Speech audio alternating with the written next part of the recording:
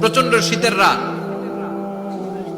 উনি মাগরিবের নামাজ, এশারের নামাজ পড়ে একটা মসজিদে শুয়ে পড়লেন, আর শুয়ে শুয়ে হাদিস পড়তেছেন। কি পড়তেছেন? কথা বলেন।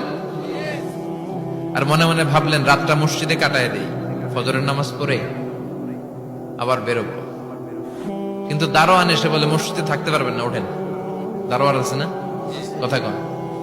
আহমদ ইবনে হাম্বল বললেন আমি শুধু রাতটা থাকতে চাই, আমি তো ফজরেরও মুসল্লি, ফজর নামাজ পড়বো তো এই মসজিদে, আমার থাকতে দাও। দারোয়ান তো দেয় না, কেন? মসজিদে থাকার জায়গা না, যান মিয়া। উনি যে আহমদ ইবনে হাম্বল এটা চিনে নাই, থাকতে দেয়। কি করবে এখন? উনি কাঁথা গুছিয়ে হাদিসের কিতাব নিয়ে কাঁধের মধ্যে ব্যাগ নিয়ে মসজিদ থেকে বেরোয় গেলেন। কি আর করবেন, প্রচন্ড শীত, আর কাঁপতেছেন, বুড়ো মানুষ। পথিমধ্যে দেখলেন বাজার। বাজার একজন খাব্বাস, শাবুন খাব্বাস, যুবক রুটি বিক্রেতা। সে রুটি বিক্রি করে, চুলার মধ্যে রুটি সেকে। সে যে সালাম দিল, আসসালামু আলাইকুম। যুবক বলে ওয়ালাইকুম আসসালাম। আহমদ ইবনে হাম্বল বলে যুবক, আমার যাওয়ার জায়গা নেই, সফরে বেরিয়েছি, খুব শীতে কষ্ট পাচ্ছি, রাতে যদি তোমার এই চুলা থেকে একটু আগুন পোহাই কোনো সমস্যা? যুবক বলে না না, সমস্যা না, আহলান ওয়া সাহলান, খোশ আমদেদ, আসেন আসেন, আপনি আগুন পোহাইলে আমার সমস্যা কি? সুবহানাল্লাহ পড়েন।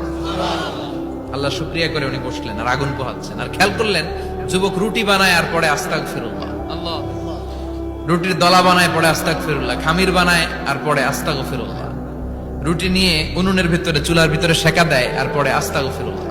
দোকানদারের কাছে কেউ আসলেই সে রুটি দেয় আর পরে আস্তাগফিরুল্লাহ। ক্রেতার কাছ থেকে টাকা নিয়ে ক্যাশ বক্সে রাখে আর কি পড়ে? আবার রুটি বানানো শুরু করে আর কি পড়ে? খালি এটাই পড়তেছে। ইমাম আহমদ ইবনে হাম্বল তো অবাক, কিরে এটা আবার কেমন যুবক, খালি আস্তাগফিরুল্লাহ। উনি প্রশ্ন করলেন যুবক ঘটনা কি? আসার পর থেকেই তোমার দেখতেছি তুমি রুটি বানাও, রুটি বিক্রি করো আর পড়ো আস্তাগফিরুল্লাহ, মালাকা ইয়া শাবাব। যুবক বলে আস্তাগফিরুল্লাহ আমার সবচেয়ে বেশি পছন্দের আমল, আমি সব সময় আঠার মতো ইস্তেগফারের সাথে লেগে থাকি আর সব সময় পড়তে থাকি আস্তাগফিরুল্লাহ, আর এর বদৌলতে আল্লাহ আমারে মুস্তাজাবুদ দাওয়া বানিয়ে দিয়েছে। সুবহানাল্লাহ। আহমদ ইবনে হাম্বল তো অবাক, আনতা মুস্তাজাবুদ দাওয়া, তুমি মুস্তাজাবুদ দাওয়া, রুটিওয়ালা। আমি এত বছর হাদিস পড়াই, আমিও তো মুস্তাজাবুদ দাওয়া না, আর তুমি রুটি বেচো বাজারে, তুমি মুস্তাজাবুদ দাওয়া, তুমি দোয়া করলে সব কবুল হয়ে যায়। যুবক বলে না, আনা মুস্তাজাবুদ দাওয়া, আমি আমার জীবনে যত দোয়া করেছি কবুল করে নিয়েছে কে? আল্লাহ। সব দোয়া কবুল করে নিয়েছে আল্লাহ, একটা দোয়া ছাড়া। কয়টা?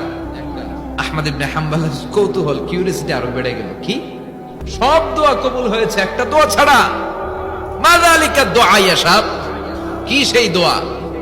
যুবক এবার বলতে শুরু করলো, আমার জীবনে যে দোয়াটা আল্লাহ কবুল করে নাই সেটা হচ্ছে আমি আল্লাহর কাছে অনেক চেয়েছি, অনেক দোয়া করেছে, যে আল্লাহ শুনেছি এই জামানার সবচেয়ে বড় মুহাদ্দিস, তার নাম নাকি ইমাম আহমদ ইবনে হাম্বল। আল্লাহ তোমার কাছে আমার চাওয়া, আমি যেন এই ইমাম আহমদ ইবনে হাম্বলের দেখে মরতে পারি, আমি যেন ইমাম আহমদ ইবনে হাম্বলের হাতে হাত রেখে মুসাফা করতে পারি আর তার কপালে একটা চুমু এঁকে দিতে পারি। আহমদ ইবনে হাম্বল আবেগপ্রবণ হয়ে গেলেন, চোখের পানি ছেড়ে দিলেন, বললেন যুবক তোমার এই দোয়াটাও কবুল হয়ে গিয়েছে। আহমদ ইবনে হাম্বলের দেখা সাক্ষাৎ পাওয়ার জন্য আহমদ ইবনে হাম্বলের বাড়িতে তোমার যাওয়ার দরকার নাই, আহমদ ইবনে হাম্বল তোমার দরবারে ছুটে এসেছে। আনা আহমদ ইবনে হাম্বল মুহাদ্দিসুদ দাহর, আমি নিজেই আহমদ ইবনে হাম্বল।